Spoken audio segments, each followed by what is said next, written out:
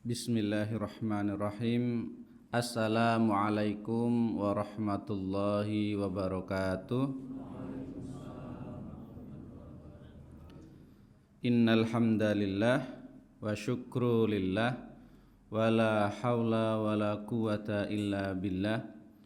Allahumma salli wa sallim ala nabiyyina Muhammadin ibni Abdillah wa ala alihi wa sahbihi wa mawallah.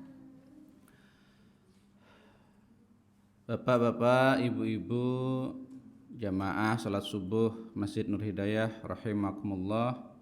Alhamdulillah, pada kesempatan saat ini Allah Subhanahu wa taala memberikan kepada kita kenikmatan berupa salah satunya Allah Subhanahu wa taala masih memberikan kita umur yang panjang, kesempatan hingga saat ini kita berada pada hari ke-7 ya.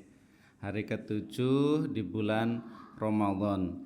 Kita berdoa kepada Allah Subhanahu wa taala agar Allah Subhanahu wa taala memberikan kepada kita umur yang panjang sampai menyempurnakan Ramadan ya.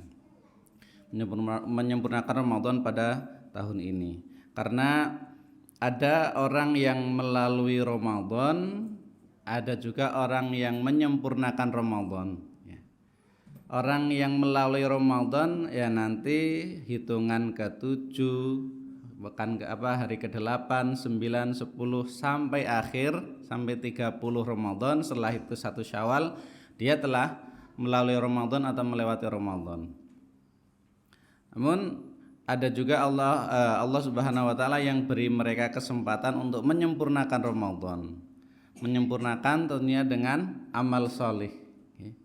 Jadi di bulan Ramadan ini Allah Subhanahu wa taala memberikan taufik, memberikan petunjuk kepada hamba-hambanya untuk menyempurnakan amalan-amalan yang ada di bulan Ramadan. Seperti itu. Maka kita berharap kepada Allah Subhanahu wa taala kita termasuk orang-orang yang Allah Subhanahu wa taala berikan kekuatan, kemampuan, diberikan hidayah untuk bisa menyempurnakan Ramadan pada tahun ini. Allahumma amin. Sehingga kita diberikan kekuatan untuk berpuasa. Kalau kemarin para asatidz sudah menyampaikan supaya puasa kita tidak kosong ya, puasa kita tidak muspro gitu bahasa Jawanya, hanya mendapatkan lapar dan haus. Kita menahan lisan kita, menahan apa-apa yang menjadikan puasa kita batal. Nah, semoga Allah berikan kekuatan kepada kita. Kemarin sudah ada ilmu yang disampaikan oleh para asatidz. Nah, selanjutnya kita butuh hidayah dari Allah Subhanahu wa taala untuk apa? Hidayah amal. Allah memberikan hidayah kepada kita, petunjuk kepada kita untuk bisa beramal. Kalau sudah itu bagaimana? Tetap kita minta kepada Allah Subhanahu wa taala, ihdinas siratal mustaqim, tunjukkanlah pada kami jalan yang lurus. Sudah ditunjukkan, sudah diberikan ilmu, maka yang dibutuhkan adalah seperti siapa sih kita mendapatkan petunjuk itu? Seperti siratal ladzina an'amta alaihim ya. Allah mengajarkan doa itu kepada kita. Kita mendapatkan hidayah petunjuk itu kepada orang-orang yang telah Allah beri nikmat kepada mereka. Siapa yang telah Allah berikan nikmat kepada mereka? Para mufasir menjelaskan ya bahwasanya yang menjadi tolok ukur doa yang Allah ajarkan pada surah Al-Fatihah ini itu ada 4, ada 4. Nah, kita minta kepada Allah Subhanahu wa taala untuk setelah mendapatkan ilmu bisa beramal, sekaligus nanti tahapan berikutnya bisa seperti orang yang Allah berikan nikmat kepada mereka. Yang pertama adalah para nabiyin, pada para nabi, manusia terbaik yang Allah Subhanahu wa taala pilih untuk membimbing manusia pada zamannya. Khusus Nabi kita, Nabi besar Muhammad Sallallahu Alaihi Wasallam membimbing manusia dari zaman beliau sampai hari kiamat.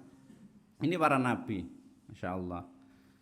Kalau kita belum bisa menjadi, bukan belum bisa ya, dan tidak mungkin bisa sekarang untuk menjadi nabi. Kalau ada yang mengaku nabi berarti nabi apa? Nabi palsu, sudah tidak ada nabi. Tetapi kita atau anak kita atau cucu kita bisa mendapatkan warisan nabi. Ya, bisa mendapatkan warisan nabi, bisa menjadi pewaris nabi. Ya. Nah, kalau di Keraton Ngayogyakarta Hadiningrat itu raja yang sudah mau meninggal itu biasanya punya putra mahkota. Oke, kalau ada beberapa putranya, ada yang menjadikan putra mahkota, dia yang akan mewarisi kerajaan. Itu sangat mulia ya, kedudukannya itu mulia di keraton. Atau juga di kerajaan-kerajaan yang lain di dunia. Nah, ini ya di dalam Islam Allah Subhanahu wa taala juga memberikan kesempatan kepada manusia walaupun sudah tidak bisa jadi nabi ya, dan pasti sudah tidak bisa jadi nabi lagi, tapi Allah berikan kesempatan kepada manusia untuk menjadi pewaris nabi ya. Siapa itu? Mereka adalah al ulama ya, para ahli ilmu, alim, orang yang berilmu. Nah, para ulama menyampaikan al ulama'u warathatul anbiya. Para nabi, para ahli ilmu itu, ulama itu mereka adalah pewaris para nabi. Jadi kalau kata Allah Subhanahu wa taala, siratal ladzina an'amta 'alaihim, yaitu pertama adalah para nabi. Kita tidak bisa menjadi nabi, anak kita nggak bisa jadi nabi, cucu kita nggak bisa jadi nabi, maka jadikan mereka pewaris para nabi. Yaitu menjadi apa? Menjadi ahli ilmu. Yang kedua, hidayah, kita minta hidayah kepada Allah Subhanahu wa taala setelah ada ilmu, setelah ada amal ya. Beramal kita supaya menjadi apa? Yang kedua adalah siddiqin, orang-orang yang sidik gitu ya. Contoh yang orang yang sidik itu adalah Abu Bakar As-Siddiq, manusia terbaik kedua ya, manusia terbaik setelah Nabi pada zaman nubuwah ya. Setelah Nabi meninggal, yang terbaik kedua adalah siddiqin, salah satunya Abu Bakar As-Siddiq. Terus selanjutnya yang ketiga adalah syuhada ya, orang-orang yang Allah Subhanahu wa taala beri karunia syuhada. Syuhada itu adalah mati syahid. Mati syahid ini secara umum adalah mereka yang berperang di jalan Allah Subhanahu wa taala. Allah Subhanahu wa taala menyiapkan kepada mereka itu apa? Banyak sekali fadilah-fadilah. Salah satunya adalah masuk surga tanpa hisab. Ini keistimewaan bagi para mujahid yang meninggal di jalan Allah Subhanahu wa taala atau menjadi syahid, jamaknya syuhada. Tetapi juga ada juga para mujahid yang tidak meninggal dalam medan perang. Contohnya siapa Bapak dan Ibu? Di zaman Nabi, para sahabat, dia terkenal dengan pedangnya Allah. Kalau dia memimpin peperangan Nabi, pemimpin peperangan yang diperintahkan oleh Nabi atau khalifah, dia tidak pernah kalah. Pada zaman musyrikin, ya, sebelum masuk Islam, sebelum mendapatkan hidayah, dia berperang melawan Nabi dan pasukannya Nabi kalah. Ya. Siapa Bapak dan Ibu? Umar kelihatannya nggak ada perang sama Nabi, gitu ya. Umar masuk Islam masih di Mekah, yaitu Khalid bin Walid. Khalid bin Walid ini adalah julukannya adalah Saifullah al-Maslul, pedang Allah yang terhunus. Di mana dia berperang, maka Allah berikan kemenangan. Nah, sahabat Khalid bin Walid ini meninggal tidak dalam keadaan berperang di jalan Allah, tapi meninggal di atas kasur. Okay. Dan beliau tetap mendapatkan karunia syahid, termasuk golongan yang ketiga itu syuhada. Mengapa kok Allah Subhanahu wa taala wafatkan beliau ya itu di atas kasurnya, bukan di medan laga gitu ya? Banyak faedahnya yang bisa kita ambil. Salah satunya adalah kita yang Allah Subhanahu wa taala tidak beri kesempatan untuk menjadi seorang prajurit Allah, ya, tentaranya Allah, itu juga bisa mendapatkan kemuliaan syahid, meninggal di atas kasur apabila kita mendedikasikan hidup kita ini untuk apa? Untuk fisabilillah. Fisabilillah itu untuk menuntut ilmu, ya, mengajarkan ilmu, memberikan fasilitas ilmu kepada muslimin yang lain, dan masih banyak yang lain. Yang kedua, faedahnya adalah supaya tidak ada anggapan bahwasanya ketika Rasulullah Shallallahu Alaihi Wasallam menyampaikan bahwasanya Khalid bin Walid adalah Saifullah al-Maslul, pedang yang terhunus, tidak ada anggapan ketika Khalid bin Walid mati di medan perang, wah ternyata pedang Allah itu bisa patah. Nah, itu, ya. Faedahnya adalah Allah menjaga supaya apa yang telah menjadi julukan Khalid bin Walid itu yang diberikan oleh Nabi Muhammad SAW, yaitu terjaga sampai tertulis dalam tinta emas sejarah. Tidak ada sejarahnya pedang Allah itu patah, ya. Wallahu a'lam. Itu adalah apa yang telah disampaikan oleh para ulama berkaitan dengan Khalid bin Walid terkait dengan yang syuhada. Syuhada itu mereka yang meninggal di dalam medan perang ataupun mereka yang meninggal di atas kasur, tetapi memang dirinya adalah pejuang fisabilillah. Dan kita insya Allah bisa itu, okay? Bisa mendedikasikan diri kita, meniatkan diri kita untuk selalu berjuang di jalan Allah Subhanahu wa taala dengan kemampuan kita masing-masing, dengan keahlian kita masing-masing. Wallahu a'lam bishawab. Yang keempat, Bapak dan Ibu, ya, adalah as-solihin, nabiyyin, siddiqin, syuhada. Selanjutnya adalah solihin, orang-orang yang solih. Nah, kelompok yang empat ini insya Allah terbuka luas bagi kita. Maka setelah kita punya ilmu, kita diberikan ilmu oleh Allah, diberikan hidayah ilmu oleh Allah, lalu kita diberikan taufik untuk beramal, ya. Beramal tidak sekali, tapi terus beramal sampai kita masuk ke dalam salah satu dari 4 golongan yang Allah beri nikmat kepada mereka, ya, menjadi orang-orang solih. Kita terus beramal, hari ini sudah beramal, besok juga beramal, nanti ada tambahan ilmu dari para asatid, diamalkan lagi, terus gitu kita jaga ritme berilmu, beramal, dan istiqomah. Nah, harapan kita adalah ketika kita bertemu dengan Allah Subhanahu wa taala, maka kita dalam keadaan yang terbaik, bertemu pada hari-hari terbaik amal soleh kita, dan harapan kita diwafatkan dalam keadaan husnul khotimah. Allahumma amin. Bapak dan Ibu, ayah bunda serta kakek nenek sekalian, sekarang kita masuk tema berkaitan dengan apa yang akan kami sampaikan tentang bagaimana sih visi Rasulullah Sallallahu Alaihi Wasallam itu mengajarkan umatnya untuk bisa menjadi generasi terbaik, orang yang terbaik.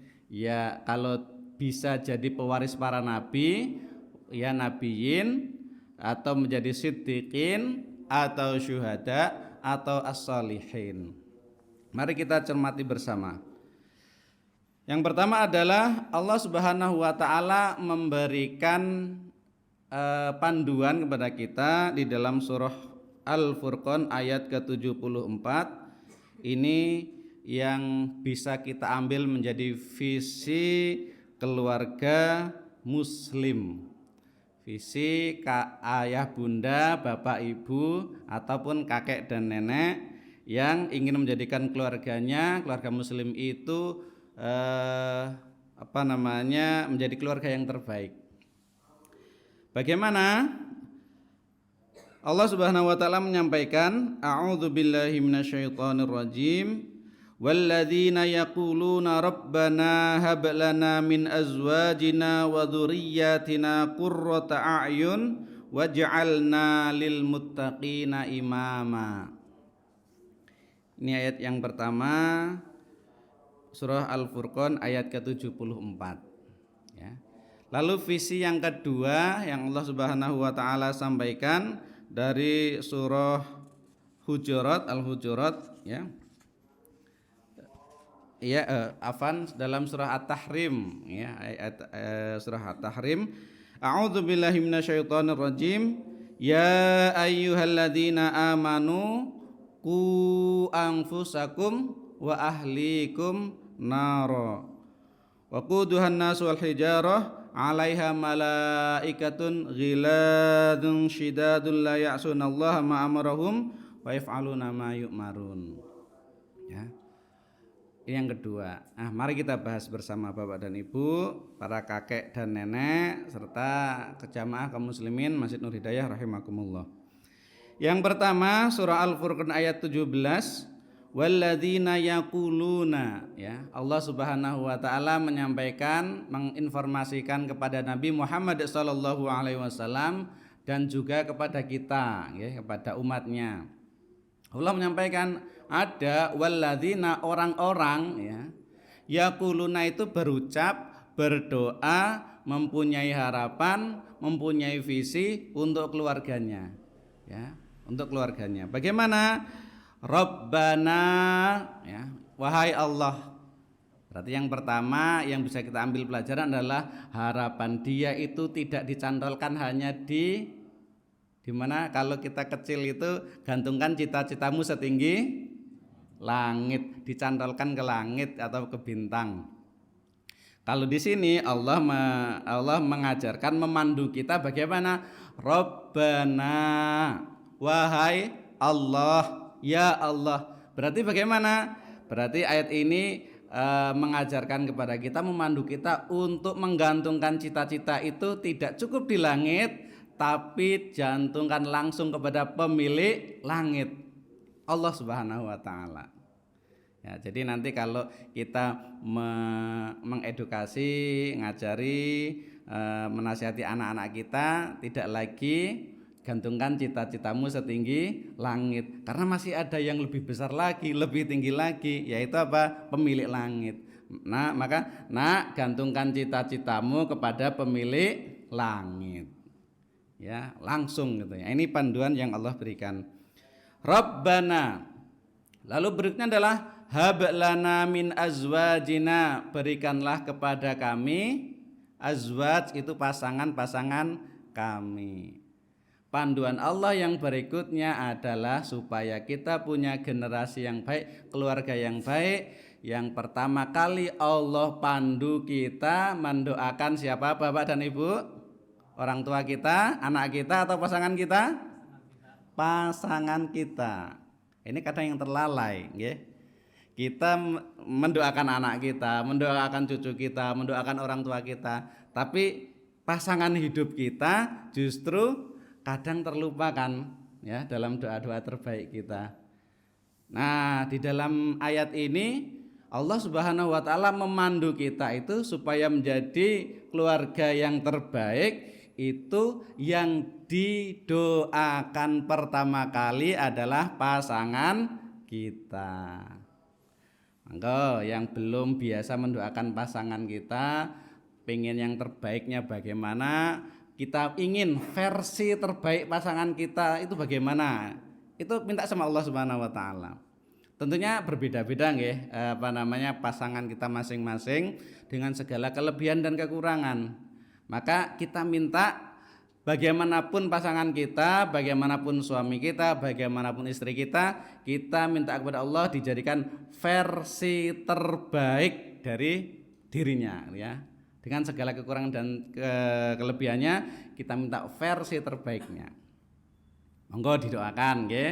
Kalau Bapak dan Ibu belum mendoakan, mari kita doakan pasangan kita. Karena ini panduannya gitu ya. Ini panduan yang Allah berikan untuk menjadikan keluarga kita keluarga yang terbaik. Baru setelahnya itu Rabbana hab lana min azwajina wa dzurriyyatina, dan juga dzurriyyah ini dalam ayat ini Allah tidak menyebutkan abnaina ibnun ya, anak-anak kami ya. Tidak menyebutkan dengan waladina, auladina, waladun itu anak, nggih. Aulad itu anak-anak kami, tidak.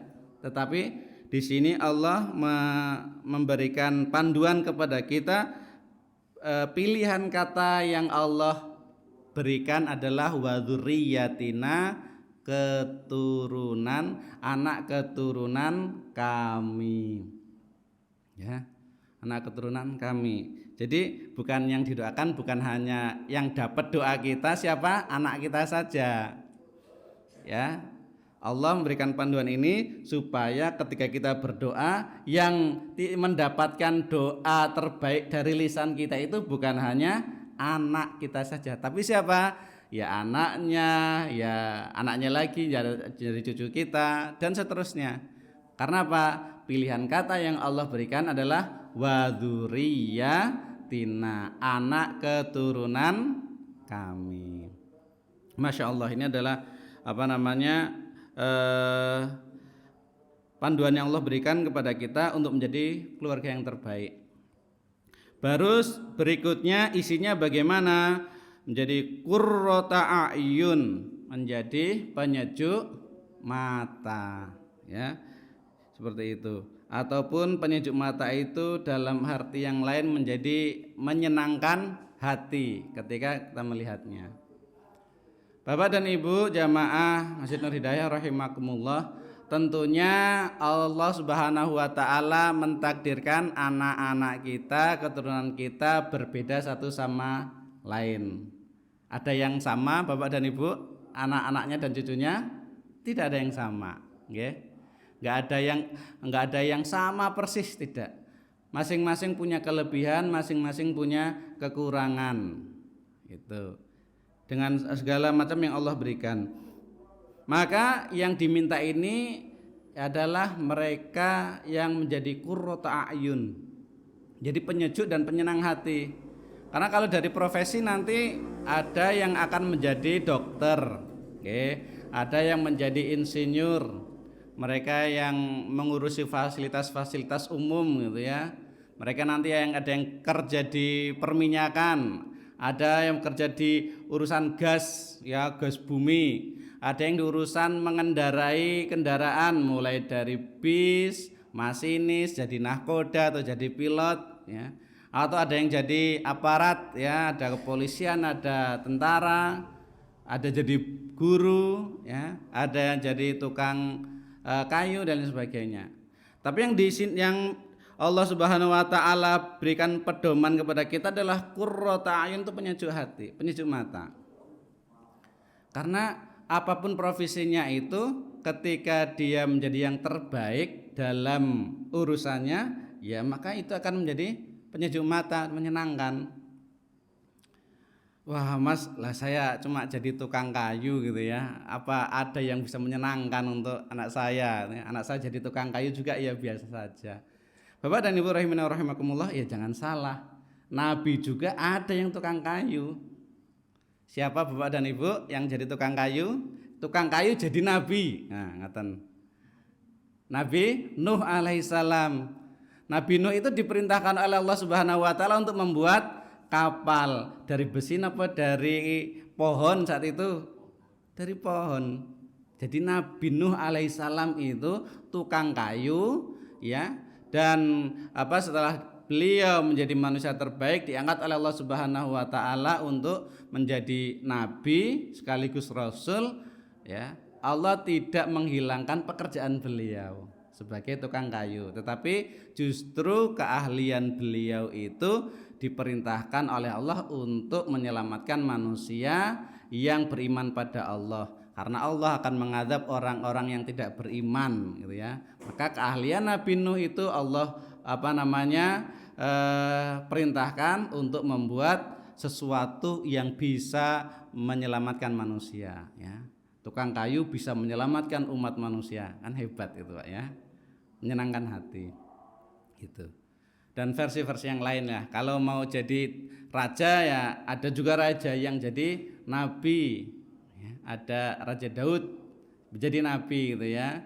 Yang besar sekali Raja Sulaiman juga jadi nabi. Wallahu a'lam bishawab. Yang terpenting adalah apapun profesi anak-anak kita, keturunan kita, apapun prestasi mereka, bidang apapun itu, maka kita minta kepada Allah Subhanahu wa taala apapun mereka itu menjadi qurrata ayun, penyejuk mata dan menyenangkan kita. Ya, gitu. Wallahu alam bissawab. Waj'alna lil muttaqina imama, dan jadikanlah kami ini berarti kalau dalam ayat ini Rabbana hab lana min azwajina, kami ini berarti ya pasangan kami, wa dzurriyyatina, dan anak keturunan kami, waj'alna ya Allah jadikanlah kami, pasangan kami, anak keturunan kami, lil muttaqina, bagi orang-orang yang bertakwa itu napa? Imaman, menjadi imam ya. Kalau kemarin disampaikan oleh ya Pak Darman, Ustaz Darman, bahwasanya hanya orang-orang bertakwa saja yang melewati neraka nggih, melewati neraka dan masuk ke dalam surga. Maka di dalam ayat ini Allah Subhanahu wa taala memandu kita untuk berdoa gimana? Waj'alna lil muttaqina imama, dan jadikanlah kami, pasangan kami, anak-anak kami menjadi imama, lil muttaqina imama, bagi orang-orang yang beriman itu, bagi orang-orang yang bertakwa itu menjadi imam. Nah, makna imam itu apa? Para ulama banyak membahas imam ini apa. Tetapi secara umum imam yang dibahas salah satu mufasir ya, ahli tafsir menjelaskan imam ini adalah, kalau diterjemahkan dalam bahasa yang lain sinonimnya adalah pola, okay? Pola yang bisa ditiru. Jadi kalau penjahit gitu ya, Bapak penjahit itu kalau mau membuat seragam dengan ukurannya size-nya sama, L semua gitu ya, baju atau celana atau gamis ukurannya L, warnanya sama gitu ya. Maka dia hanya membuat satu pola ya, polanya buat satu dulu, sudah jadi polanya, lalu pakaian setumpuk berapapun, 100, 1000 gitu ya, kain itu tinggal dipotong sesuai pola. Dan nanti jadinya sama. Pola yang dibuat ya dengan nanti hasil cetakan ataupun kain yang dipotong ya nanti akan sama sebagaimana pola. Dan itu salah satu makna imam ya, menjadi pola. Jadi keluarga kita nanti menjadi pola untuk orang-orang yang bertakwa sekeliling kita atau sudah kita. Jadi kalau kita ngapunten jadi pegawai, maka keluarga pegawai ya yang bertakwa kepada Allah Subhanahu wa taala, ketika ingin melihat siapa sih di antara kita ini yang cocok, yang bisa untuk kita tiru, kita jadikan sebagai pola, sebagai seorang pegawai untuk menjadi keluarga yang terbaik. Oh, kita nyontoh itu Bapak Fulan itu ya. Kenapa? Dia cocok jadi pola, cocok jadi contoh untuk keluarga yang sama-sama sebagai pegawai. Atau mereka yang jadi keluarga itu Allah Subhanahu wa taala berikan amanah kemampuan mekanik gitu ya. Bengkel ya kan, ini bengkel banyak kan 9. Maka kita minta sama Allah Subhanahu wa taala, ya Allah jadikanlah keluarga kami ini yang sebagai keahlian kami adalah mekanik menjadi pola ya, menjadi contoh keluarga terbaik yang punya kemampuan mekanik untuk keluarga-keluarga yang punya kemampuan mekanik yang lain juga. Kita menjadi pola. Keluarga kita menjadi pola, ataupun apapun tadi keahlian kita, latar belakang kita, ya status sosial kita menjadi pola untuk bahasa sekarang tuh circle kita gitu ya. Circle kita itu kita jadi polanya. Kita minta sama Allah, ya Allah jadikanlah kami, saya, keluarga saya, keturunan saya menjadi pola bagi orang-orang yang bertakwa kepadamu dalam bidangnya masing-masing. Memang yang terbaik adalah menjadi pola untuk semua kalangan, dan itu adalah Rasulullah Shallallahu Alaihi wasallam. Nah, kalau kita mengikuti apa yang telah Rasulullah Shallallahu Alaihi Wasallam ajarkan, insya Allah kita pun akan bisa menjadi pola, minimal pola untuk lingkungan kita masing-masing, pola untuk circle kita masing-masing, pola untuk kalangan kita masing-masing. Dan ini adalah doa yang Allah Subhanahu Wa Taala pandu, Allah Subhanahu Wa Taala talakikan, Allah Subhanahu Wa Taala tuntun untuk kita semua. Maka mari kita berdoa kepada Allah Subhanahu wa taala dengan doa ini, yaitu surah Al-Furqan ayat ke-74, Rabbana hab lana min azwajina wa dzurriyyatina qurrata a'yun waj'alna lil muttaqina imama. Bapak dan Ibu, ayah, bunda, kakek dan nenek serta jamaah Masjid Nur Hidayah yang semoga diberkahi oleh Allah Subhanahu wa taala. Demikian yang dapat kami sampaikan, satu ayat, yaitu surah Al-Furqan ayat ke-74. Insyaallah dalam kesempatan yang lain kita akan bahas untuk menjadi keluarga yang terbaik. Ayat yang berikutnya tadi yang Allah Subhanahu wa taala telah sampaikan pada surah At-Tahrim. Semoga apa yang kami sampaikan bermanfaat. Jika ada yang kebaikan adalah dari Allah Subhanahu wa taala. Semoga kita diberikan hidayah ilmu, hidayah amal dan hidayah istiqomah untuk menapaki jalan iman ini. Dan ketika ada kesalahan itu datang dari kami, mohon maaf yang sebesar-besarnya. Aqulu qauli hadza astaghfirullah li wa lakum, nasrun minallahi wa fathun qarib wa basyiril mu'minin. Assalamualaikum warahmatullahi wabarakatuh.